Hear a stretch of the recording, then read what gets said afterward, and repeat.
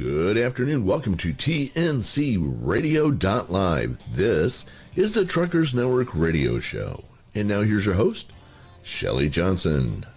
Thank you, Tom. I appreciate that. Yes, this is the Truckers Network Radio Show on TNC Radio.live, where we offer the entertainment, sports, weather, traffic, news, and the information that our commercial drivers want to hear.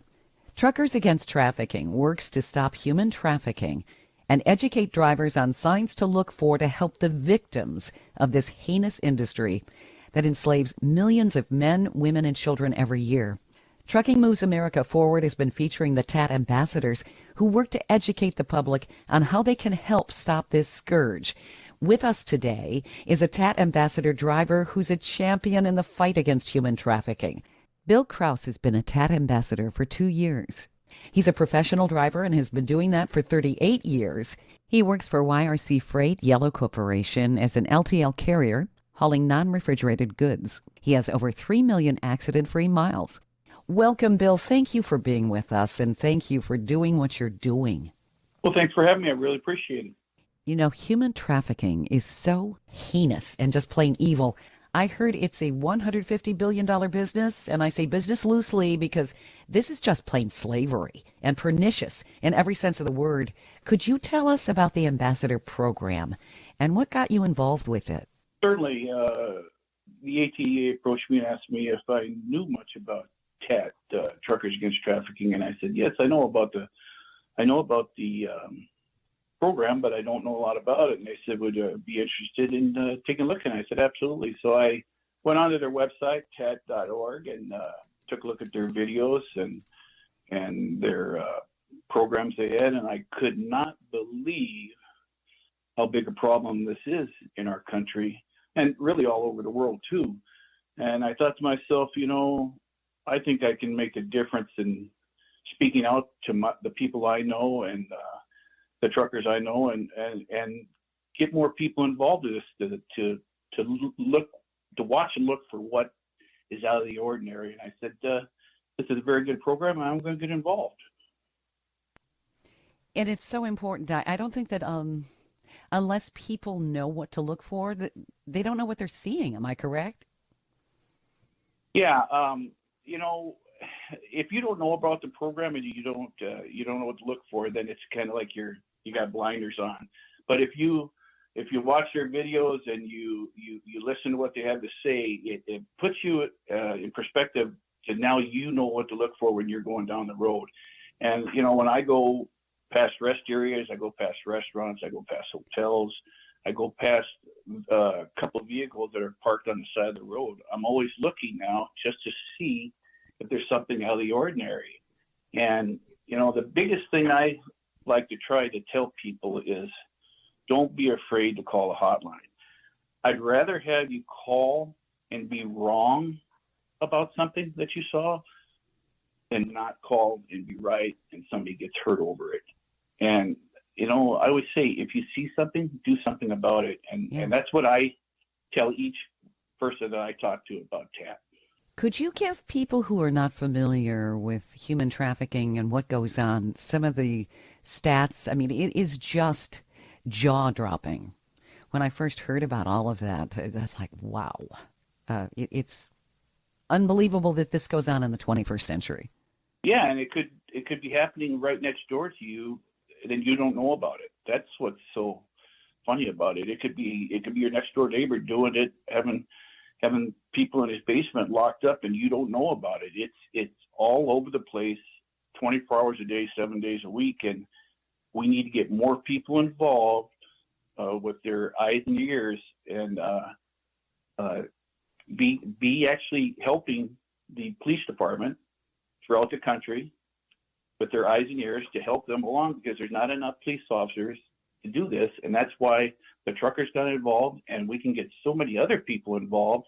You think about if we got the taxi cabs involved, the bus drivers involved, utility workers, people that are out on a beat where they're out doing their work out, you know, on their route, and that could help 110%.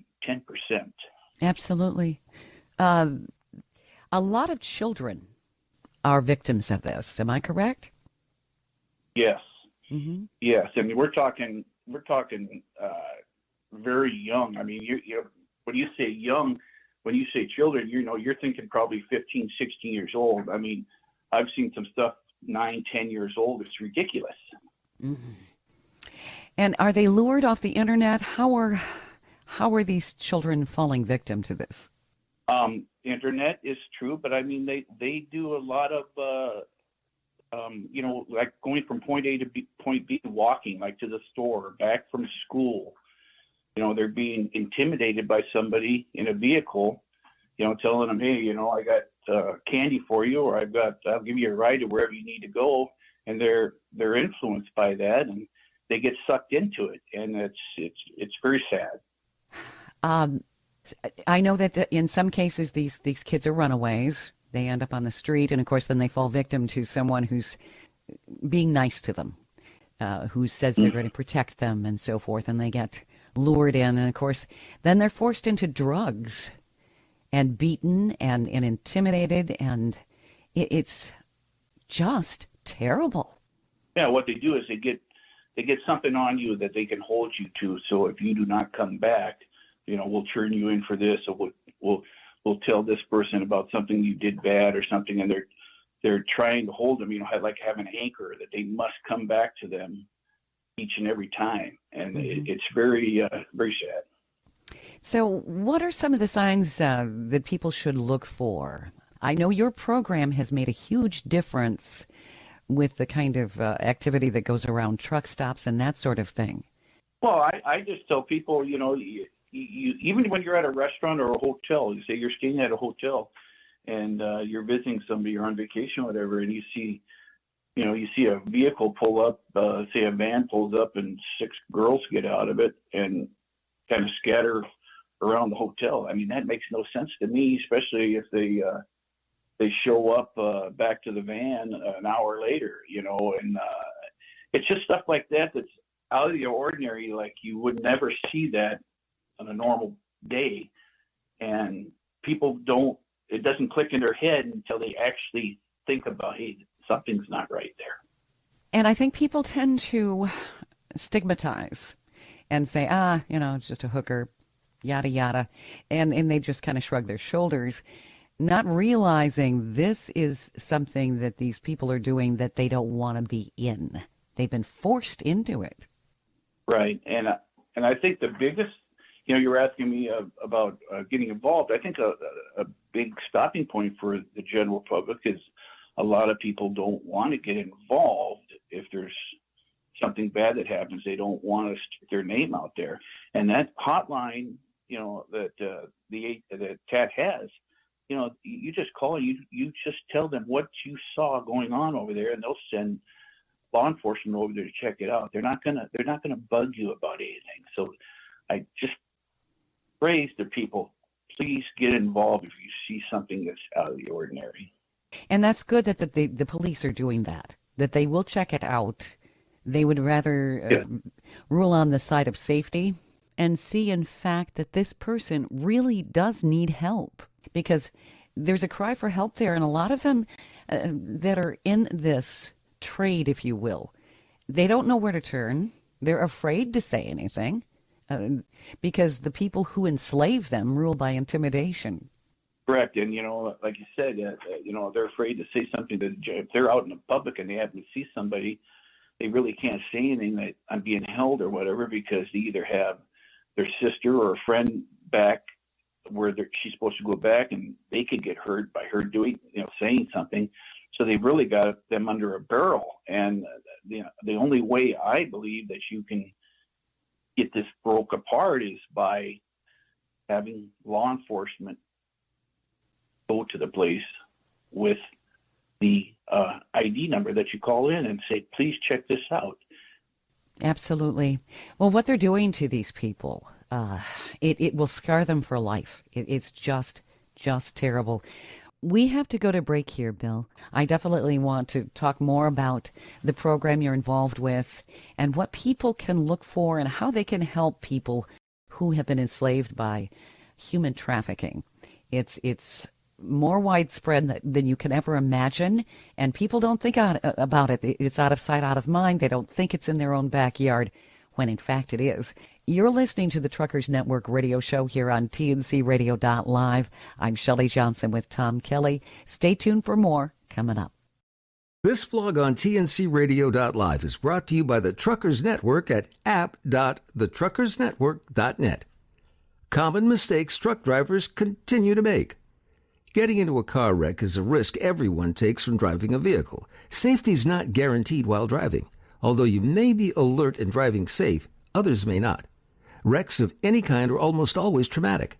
Wrecks that include heavy-duty trucks can be even more horrific because their injuries can be more severe and life-threatening. Truck drivers go through a long, extensive training process and must pass several exams to get their CDL. Even though truck driving school prepares truckers for life on the road, there are still mistakes truckers continue to make. Speeding. There may be some instances where you're running late to get a load delivered on time, so you speed to get there. Speeding is dangerous for all drivers.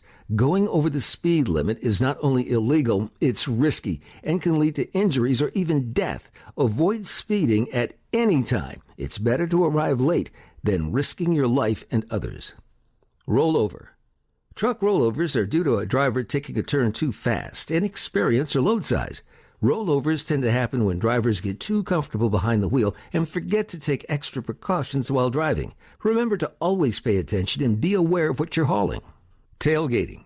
Tailgating or following too close is something every driver should avoid. Driving too close behind a vehicle is extremely dangerous for heavy-duty truck drivers due to the weight and momentum of the truck.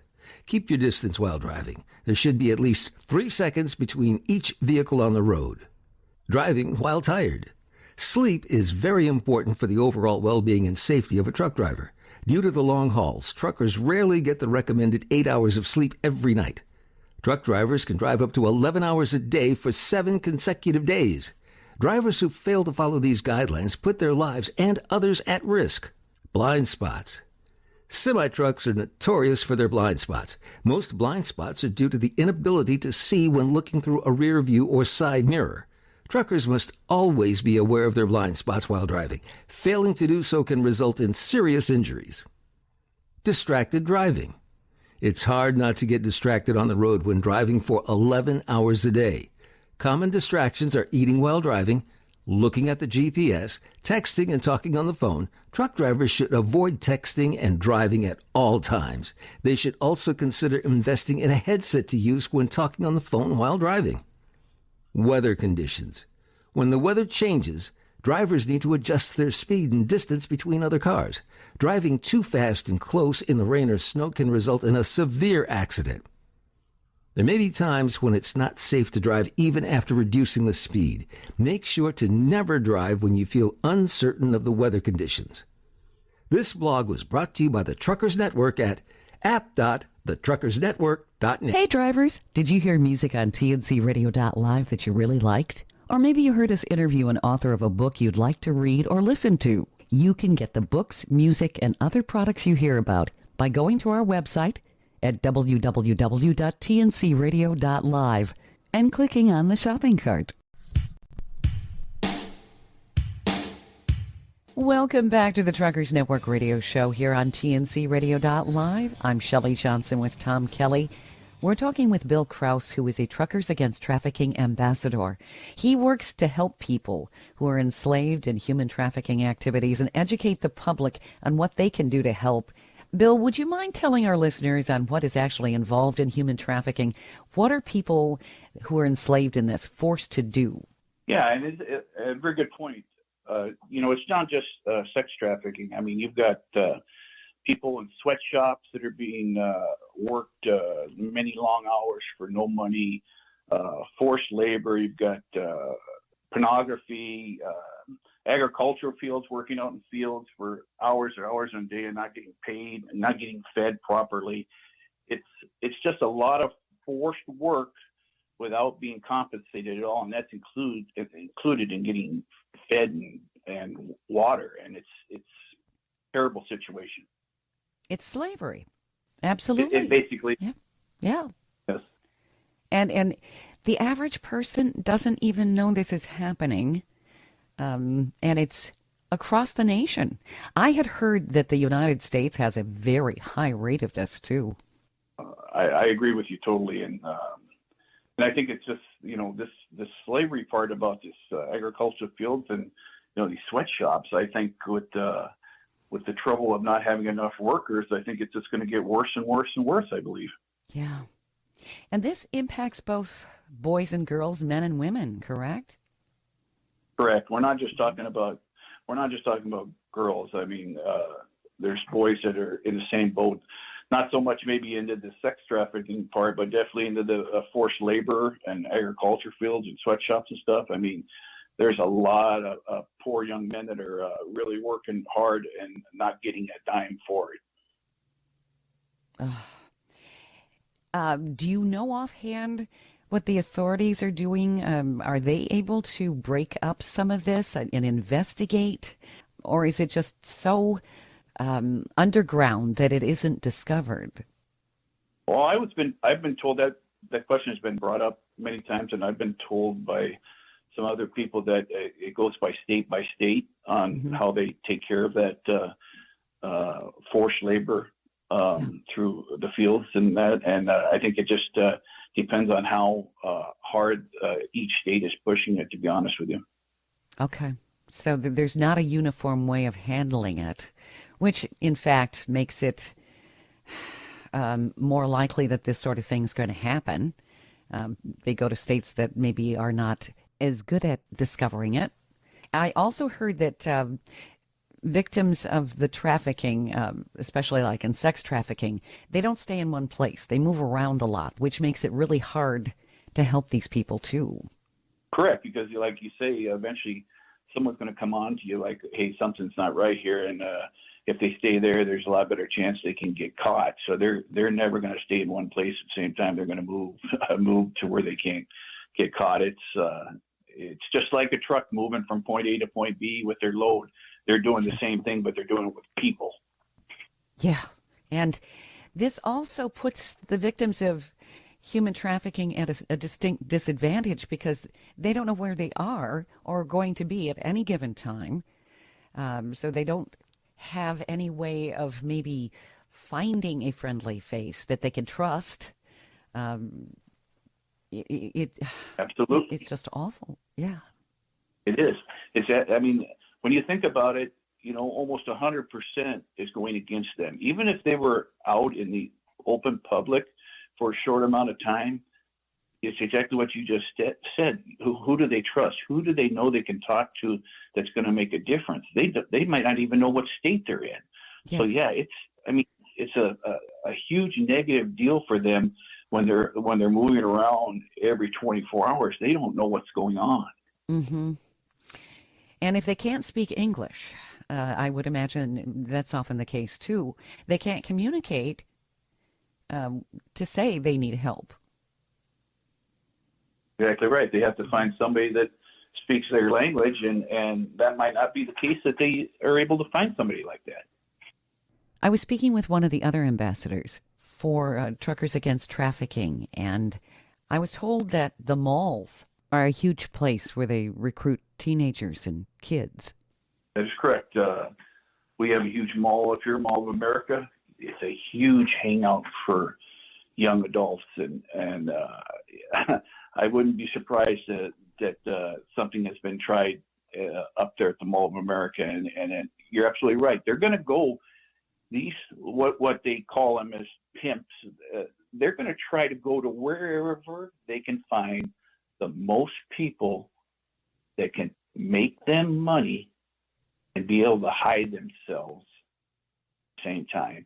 And what is that? That's malls, hotels, sporting events, something with big crowds so that they can kind of just go right into the crowd and be hid. Mm-hmm. Hid in plain sight. Yes. Yep. And when you think about it, parents don't think much about that because they think, okay, I'm going to drop my kid off with these, other kids, and there's safety in numbers, and they'll be okay. And little do they know, correct? Mm-hmm. Are parents not teaching their children safety? I know that growing up, I was taught certain things, and of course, I had to know my phone number and everything.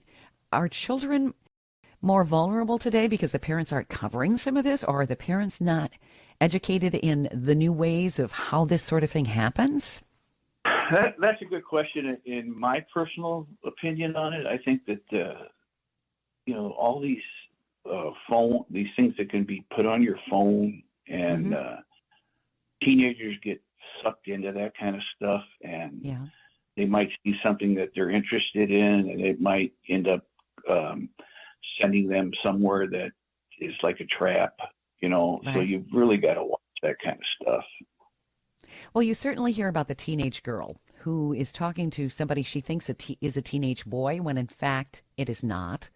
And she's lured away from home to meet this guy she thinks is somebody her age, and it isn't. And all of a sudden she's abducted.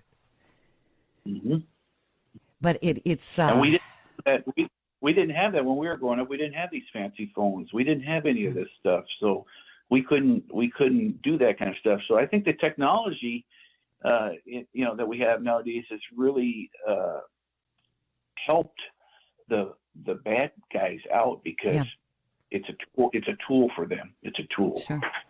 That's the problem. You can have something that is a good technology, but if there's an evil person out there, they're going to use it for bad purposes. Yeah. So it's not only a matter of knowing what to look for, like your program does, but also maybe educating the parents and the people, the public, on this is what's happening, and this is how you protect your children. This is how we stop it. I mean, making it a unified effort so these scumbags don't have a living anymore. And that's why I really suggest that all parents go to the TAD Org and watch that video about the two young girls, and make themselves learn from this video that they can change the way they do things with their kids, so this doesn't happen to them in the future.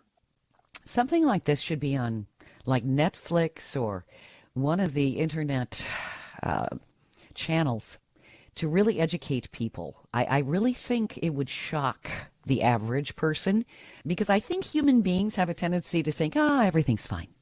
We want to believe that everything's being seen through rose-colored glasses, when in fact, it's not.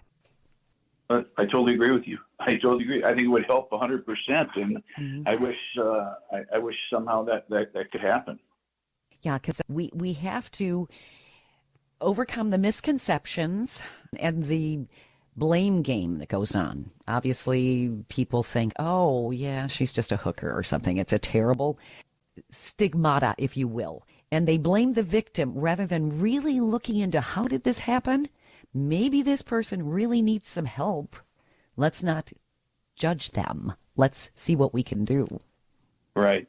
And something else I wanted to point out, too, is that, it's not the people that are getting smuggled, the people that are getting, taken away is, you've got the people that are coming into the country, smuggled into the country under trafficking for money. And when they get here, they have no clue on what they're going to be doing, who to trust. So they get caught right off the bat from somebody. But what's so important is that it's just not them. We have so many American U.S. citizens that are getting smuggled to do sex trafficking and all these other stuff that I told you about with agriculture and sweatshops. So I just want to make it a point. It's not just the people that are being smuggled into the country. It's also a lot of our U.S. citizens, our daughters and sons that are getting taken from when they're coming home from school, or when they're coming back from the mall, or they went to a sporting event and never came back, that type of deal. So I just want everybody aware that it's a big problem. It's not just people that are coming into the country. It's just it's just evil, and it's so widespread. It's more than shocking. We have to go to break here, Bill. We're talking to Bill Krouse, who's a Truckers Against Trafficking ambassador. He's educating us on what's really happening out there and how we can help.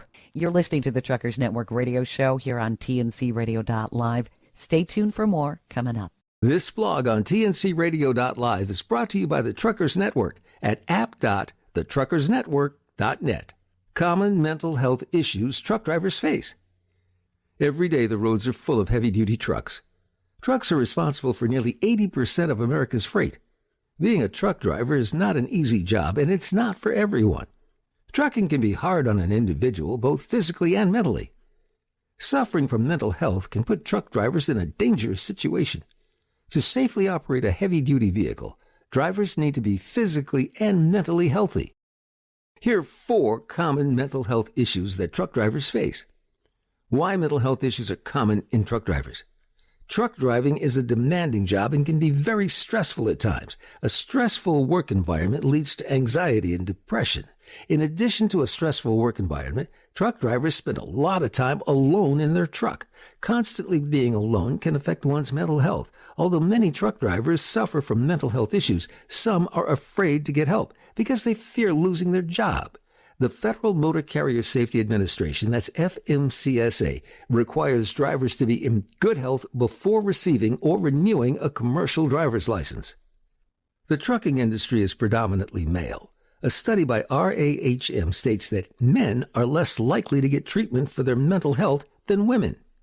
It's important for drivers to take care of their mental health as much as their physical health. Common mental health issues in truck drivers. Depression. Depression is an illness that affects you mentally, physically, and emotionally. It's very common in the trucking industry. Being alone and away from friends and family contributes to depression. It's important to know the difference between feeling down and having depression. If you feel that you're experiencing depression, seek out help. Depression is serious and can affect your ability to operate your truck. Anxiety. Because of how stressful trucking can be, anxiety is very common for drivers. This is especially true for new drivers. Many experienced drivers have reported having anxiety and panic attacks while on the road. It's important to know the difference between new driver anxiety and generalized anxiety. If you're often experiencing anxiety while working, take the necessary steps to get help. Chronic sleep disturbances. A good night's rest is crucial to truck drivers. Not having enough sleep can make it dangerous to operate a heavy-duty vehicle. Because of a truck driver's living and work situation, good sleep can be difficult. A NCBI study reports that 20 to 28.6% of truck drivers have an unspecified sleep disorder, and 27.5% of truck drivers are diagnosed with insomnia. Sleep is extremely important for your mental and physical health. If you're experiencing problems sleeping while trucking, consider seeking professional help. Loneliness. Truck drivers spend many days and weeks isolated in their truck. According to Business Insider, nearly a third of drivers say being alone is a significant issue affecting their mental health. This blog on tncradio.live has been brought to you by the Truckers Network at app.thetruckersnetwork.net. This is Heath Sanders, and you're listening to TNCradio.live. Welcome back to the Truckers Network radio show here on TNCradio.live. I'm Shelley Johnson with Tom Kelly. We're talking with Bill Krouse, who's a Truckers Against Trafficking ambassador. He works to help people who are enslaved in human trafficking. He educates people on what to look for and how to help these people. We were talking about cell phones in our previous segment. And Tom, you're very knowledgeable in all of those technologies. What is your question, or what do you recommend for parents and kids and cell phones? So, Shelley, I recently taught a class at the church for parents, talking about what's going on in the world of kids and teenagers, and some of the codes that they use and some of the things that they say that parents need to know about. And one of the big conversations that we got into, and this is kind of a common conversation that we often find in families, is whether or not, and I'm just going to pick one at random here, my 14-year-old boy has a right to privacy. And I'm a very strong proponent for the answer is not at all. He has a right to a full and happy and healthy life, and a roof over his head and 3 squares and a cot and all that kind of good stuff. But this idea that we don't want to invade our children's privacy is just such a lie. And the truth of it is, many kids are recruited into some of it as vicious as the stuff that Bill was talking about. Some of it a little more subtle, but nonetheless into situations that they're not equipped to deal with. And they're not equipped to deal with it not because they're not smart or kind or what. It's because they're 14 years old. Right. They don't have the knowledge and the wisdom to even understand that they got themselves in a situation, much less know how to get out of it. It is, I'll take it even to the other extreme. I believe very strongly the parents' God-given responsibility to know what their kids are doing online, know what the kids are doing on the phone. I'm telling you, there is nothing that a teenager needs to do online after midnight that's a good thing. Yeah, good point. They just don't. It's, and yet people, I don't want to be that kind of parent. Bill can tell us story after story, and he can't really because it would be violating confidences. But so many stories out there of parents who are saying, "Why didn't I? Why?" I don't think there's ever been a parent who says to themselves, "I shouldn't know what's going on with my kids," and it's a good thing I don't know. Go ahead, Bill. Let me ask you these questions to you two. Do you think it's a good thing for the parent? And I have 2 boys myself. When they were growing up, I had them have that deal on where I know where they are at all times with their phones. At all times. Yep. Mm-hmm. Yep. Absolutely. And don't you think that that would help parents so much in that particular age group that we're talking about, so they have a general idea on what's going on, and if they are in trouble, they can see like, hey, they're not supposed to be there, type of deal. I think so. That parents should use that so much in today's day and age with technology. And it's so easy to do, and it should be a non-negotiable. Yeah. You want a cell phone? Mm-hmm. Not a problem. You can have one. Here, let me set it up for you. And tell them, don't tell them that. I don't even really care about that part of it. Every keystroke on the computer, everywhere they are on the, where the phone goes, and teenagers very rarely leave their phone behind. My goodness, right.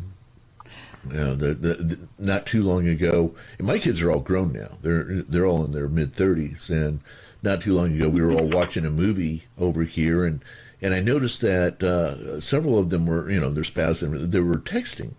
I'm thinking, who are they texting? And I realized they're texting each other in the same room. Oh, sure. Yeah. I mean,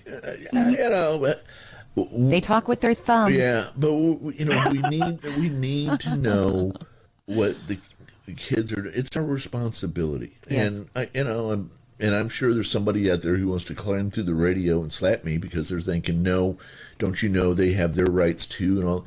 They absolutely do, and when they turn 18 or 21 or whatever it is. But Bill, I'm sure you said it at some point.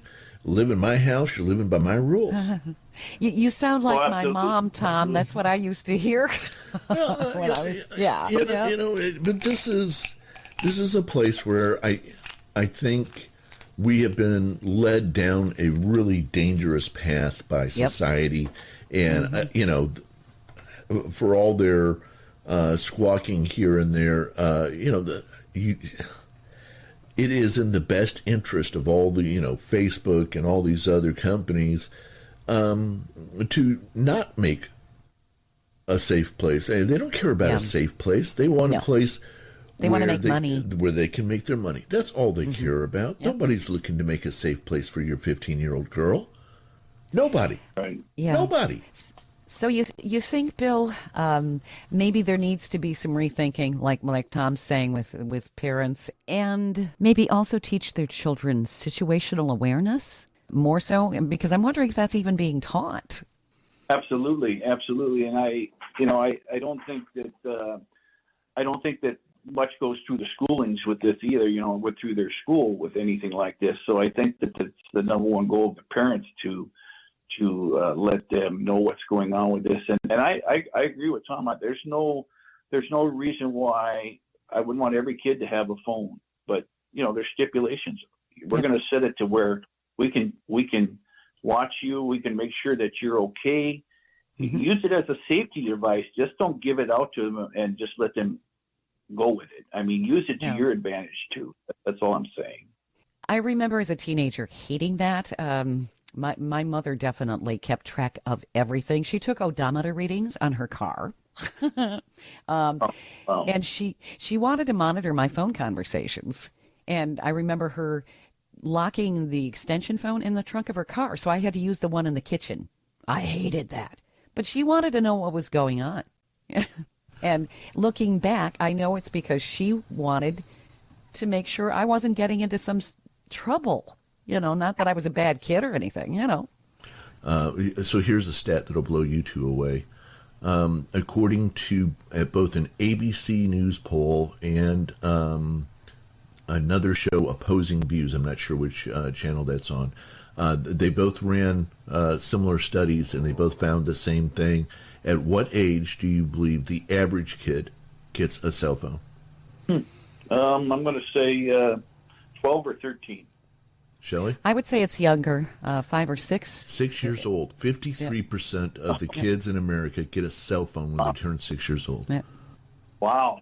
I would have never thought that. I mean, that's a shocking stat, and it doesn't come with an instruction manual about how to be wise and use it correctly and how to stay off this app or that app and know, that it doesn't come with that. And it gets used inappropriately. So should there be a cell phone for children that only has 911 and mom and dad's phone number on it? Yes. Yeah. One that they can play their little video games if they want to, and they have 2 numbers to call, 911 and their parents. And safeguards need to be in place on the children's phone. They can notify the parents if there's a malicious app or someone trying to reach them. It's absolutely necessary. Parents would be notified because the kids don't know if it's malicious or not, but the parents would be notified on their phone if there's an app that their child's trying to download. This is one way, certainly, to root out some of these predators. I think it's absolutely necessary. And yes, I have changed my mind. Being an adult, my mother was right. I did not have the right to privacy. And until I was 18, like you said, Tom. And she was just trying to make sure I didn't get myself into trouble. And that's what parents need to be aware of and utilize the technology so they can keep their kids safe from these people who have very, very bad intentions. We have to go to break here. I want to talk more about the program with Bill about Truckers Against Trafficking education, how parents can get involved, how everyone can get involved to stop this heinous trade. You're listening to the Truckers Network radio show here on TNCRadio.live. Stay tuned for more coming up. This blog is brought to you by the Truckers Network at app.thetruckersnetwork.net. The dark side of the long-haul trucker lifestyle. A trucker's lifestyle can be a gloomy place at times. The long days, stressful work environments, and loneliness have major effects on a driver's life. The dark side of the long-haul trucker's lifestyle is often overlooked and not addressed. As a result, many drivers suffer from mental and physical health problems. Before entering the trucking industry, long-haul truck drivers need to be aware of the good and bad that comes with this lifestyle. It's difficult to stay healthy. Being in good health is a rare thing for long-haul truck drivers. Life on the road doesn't give drivers many opportunities to live a healthy lifestyle. When you spend the majority of your trucking career on the go, your food options are limited. Although taking an exit to get McDonald's may seem like an easy solution or the easiest option, eating fast food for every meal for weeks at a time can cause serious health issues. Obesity is one of the most common health issues in truckers. If you don't watch your diet and exercise, you could end up developing a serious health problem. Say goodbye to a regular sleep schedule. The trucking industry runs 24/7, 365, so having a regular sleep schedule is rare for long-haul drivers. The loading and unloading times are often never the same. At times, a driver will deliver a load at 2 a.m. one day and 1 p.m. the next day. In addition to the inconsistent load times, drivers can make multiple deliveries a day. This creates a lot of stress on the body and leaves the driver operating on a few hours of sleep. If you're struggling with getting enough sleep and staying awake on the road, check out our blog, 5 Easy Steps to Help Truckers Stay Awake While Driving. You'll feel lonely. It's not uncommon for long-haul truck drivers to feel lonely while on the road. Drivers have very little face-to-face interactions while working on the road. While this may seem like a good thing for some drivers, it can start to develop depressive symptoms. Depression is a common side effect of trucking. To help avoid feeling depressed on the road, talk to your friends and family on the phone at least once a day. As a long-haul truck driver, you can often feel like you're missing out on your loved one's life. Communicating with them daily will help you feel less lonely. It's hard on your relationships. Long-haul trucking can strain your relationship with your significant other. Being away from your loved one for weeks at a time is never easy. In addition to being apart, many drivers struggle with balancing their work life and personal life. Relationships already take a lot of work, but long-distance relationships take even more work. When you become a long-haul truck driver, it's important to be willing to put an extra effort into your relationship. Some quick tips to having a healthy relationship as a long-haul truck driver. Communicate daily. Spend as much time together as possible when you're not working. Consider therapy. Avoid arguments. Trust each other. This blog has been brought to you by the Truckers Network at app.thetruckersnetwork.net. It's Steve Summers' Overnight Drive, midnight Eastern, 11 p.m. Central, right here on TNCRadio.live. Brought to you by Hot Shot Secret.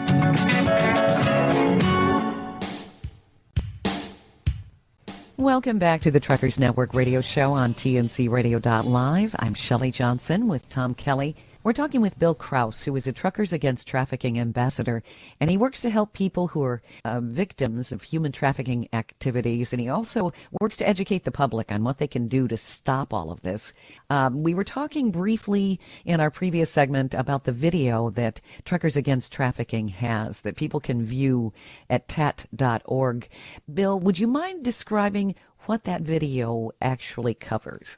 Yes, it's about a daughter that is walking down the street, coming back from store, and gets stopped by a person in a vehicle. You know, some call them pimps, so you call them whatever you want, and gets encouraged to get a ride home from him, and never makes it back to her mom, and gets put in a house, locked up with other girls, and her mom obviously goes berserk on what's going on and doesn't know what anything was happening. And eventually, they are able to break away and get help. And I don't want to give out what's on the video because I want so many people to watch it because it's so stunning on what you see. And but these are real people that are talking about this. These were people that this actually happened. This is the real daughter and the real mother that are doing the interview. And, she's able to get free to get help and eventually gets help to break this up. But that's what got me involved in becoming an ambassador, because when I saw that video, it just went right to my heart saying, man, this is a problem. And I feel like I can do something about it, to speak about it, to try to improve the problem throughout the country. Can you safely say that this kind of trafficking goes on in every single city in America? Well, definitely the big ones.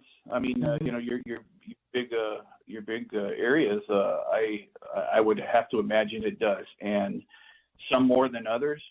But that's why I hate repeating myself to you guys, but that's why I tell everybody that I go speak to this about is that just be aware of your surroundings, know what to look for, and if you know what to look for, you go to that video, you go to and see those videos on the website.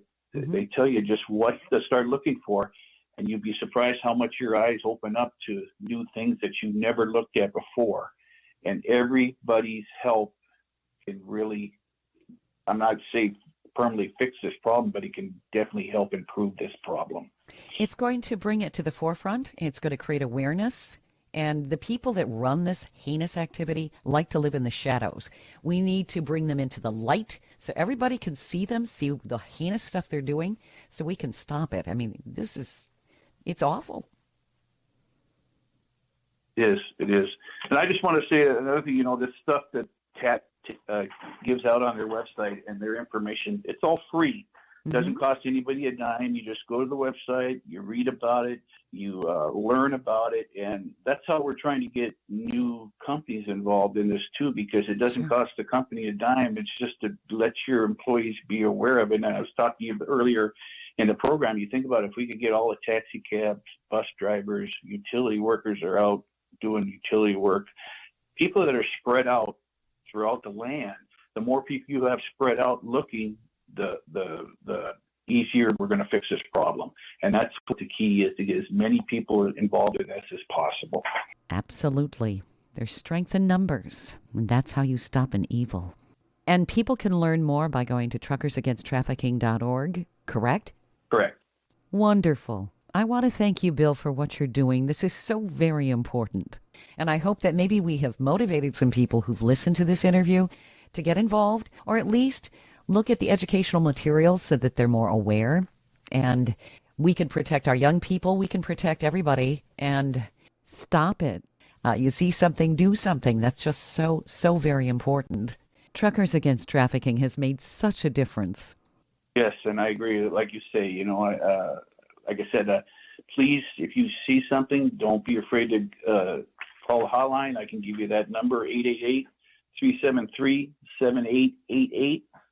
Don't be afraid to call. I'd rather have you call and be wrong than not call and be right and somebody get hurt. So please get involved if you see something going on. What is that number again, just in case people didn't have a chance to write it down? 1-888-373-7888. Another way I always say it is 888-3737-888. That works too. It just helps me remember it better. You're better. Yeah. Yeah, you're better at that. You're better at that than I am. That's for sure. Yeah, and we do play that number, Shelley, several times a day here on TNC Radio in multiple languages. Yes. Helping the people who are victims of this, it's so important because this leaves such terrible scars on people.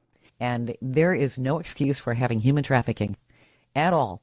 And especially in the 21st century. Oh, my goodness. It's just awful. I really appreciate you being on the show with us, Bill. And I want to commend you again for what you're doing to create awareness and to bring it to the forefront. This is what's happening, and this is what you need to look for, and this is how you can help these people. Don't judge them. They aren't always there by choice. The majority of the time, they aren't. And that's so important. Thank you for doing that, and also thank you for driving and delivering all of our goods. We can't do it in America without you. Yes, it's been a tough 2 years for the trucking industry with all that's going on with COVID and everything, and thank God that we were able to keep going to make sure that everybody got their goods. That's a great thing about the trucking industry. So I appreciate you having me on, Shelley. I hope I helped you guys out a little bit with this information for Truckers Against Trafficking, and I hope we can keep passing it along. Thank you so much, Bill. You're listening to the Truckers Network radio show here on TNCRadio.live. Stay tuned for more coming up. Thank you for listening to another great interview on TNCRadio.live and the Truckers Network radio show. All of the material you hear on TNCRadio.live on our website, our broadcasts, or our podcasts are copyrighted. There can be no distribution without the express consent of TNCRadio.live and its partners. For inquiries, write us at info@tncradio.live.